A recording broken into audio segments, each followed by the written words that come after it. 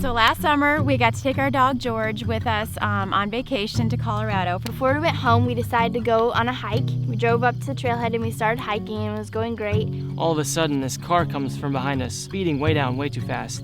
And it's a real narrow road, so we all got to the side. Our dog George happened to start to cross the road at that moment. Bam! George gets hit, flies in the air, lands on the ground, and takes off in the woods. We ran into the forest, panicked, and we were screaming George's name. We spent 2 solid days in the Rocky Mountains, beautiful country, but hiking, looking for our dog George, calling his name over and over, getting rained on, hailed on, separated, lost, disoriented. We kept going deeper and deeper into the woods, and it was at that time that I called a friend of ours and asked for some prayerful support.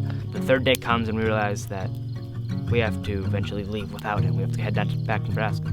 So we started to drive out of the town. We were 30 minutes out of town when suddenly we get a phone call. Who was a friend we had called earlier in the week to give us some prayerful support.